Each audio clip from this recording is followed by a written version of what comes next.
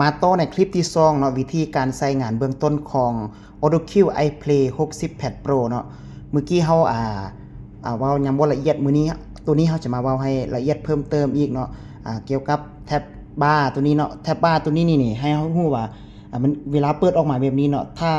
ผู้ใดที่บ่เห็นเนาะบ่เห็นเมนูเบื้องนี้นะก็คือว่าเมื่อกี้เฮากดเบื้องนี้แล้วสามารถเลือกเข้ามาใส่คือตัว EP ที่แล้วนี้ตัวคลิปที่แล้วนี้แต่ถ้าว่าเฮาเห็นแล้วคือสัญลักษณ์ตัวนี้จะเป็นสัญลักษณ์แคปจอเนาะตัวนี้จะเป็นแคปจอเฮากดแบบเดียวนี่มันจะแคปจอให้เฮาเลยเนาะตัวนี้เนาะเป็นภาพแคปจอเนาะแล้วนี้ตัวนี้เนี่ยแม่นหยังเนาะตัวนี้เป็นภาพวิดีโอภาพบันทึกวิดีโอหน้าจอเนาะตัวอย่างเฮาจะบันทึกวิดีโอหน้าจอที่เฮาใช้งานนี้เฮาก็กดตัวนี้แล้วเฮาจะบันทึกเสียงแล้วก็บันทึกแสดงนิ้วมือเนาะแล้วก็กดเริ่มเนาะตัวนี้มันจะบันทึกหน้าจอรูปภาพที่เฮาใช้งานแบบนี้เนาะมันจะบันทึกอยู่นี่เลยเนาะบันทึกหน้าจอคือบันทึกวิดีโอหน้าจอที่เฮาใช้งานอันนี้เหมาะสมในการเฮาตัดคลิปตัดนี้ตัดนั้นอันนี้จะอยู่ตัวนี้เลยเฮาสามารถบันทึกอยู่ในนี้ได้ตัวนี้นะ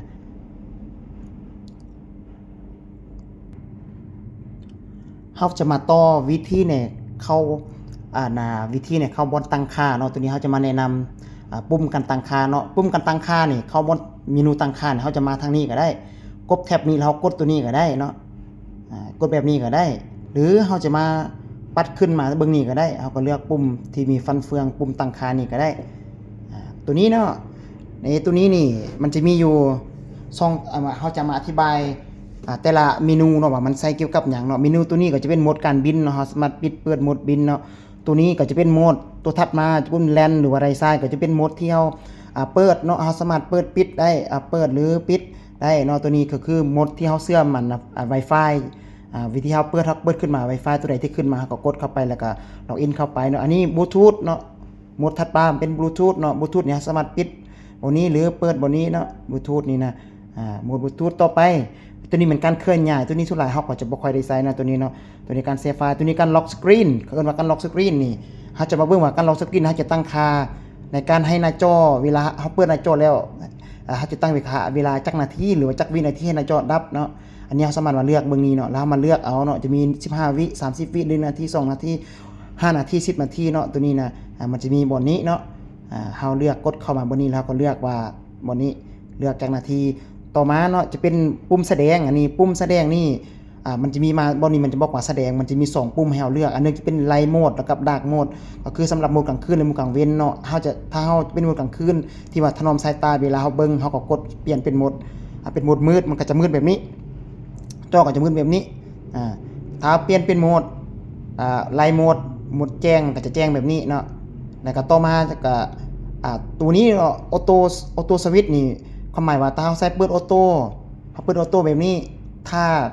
แดดแจ้งหรือว่าแสงไฟแจ้งแล้วมันจะลงออโต้ถ้าแดดแห้งมันก็จะขึ้นบนมืดมันก็จะขึ้นออโต้อันนี้มันคือการขึ้นออโต้ของแสงเนาะอันนี้เราปิดไว้เนาะ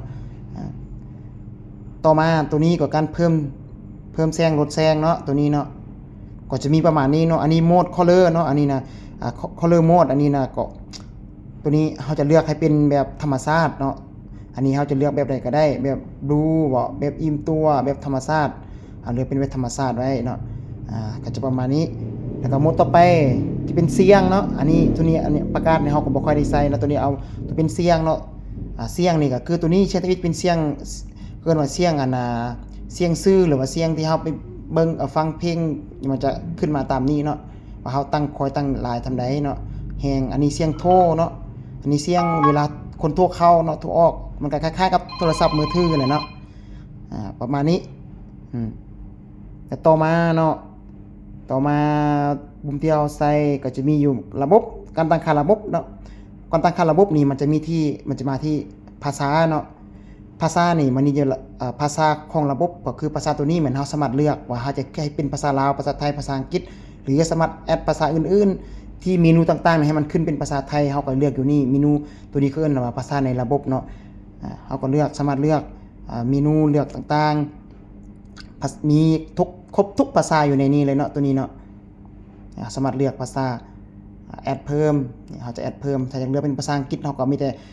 ถ้าอยากให้เป็นภาษาอังกฤษเราก็กดข้างแล้วก็ลากขึ้นไปอยู่ถึงสุด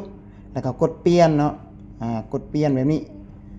มันก็จะเป็นเมนูเป็นภาษาอังกฤษหมดถ้าอยากเป็นภาษาไทยเฮาก็มีแต่กดข้างตัวนี้แล้วก็เลื่อนขึ้น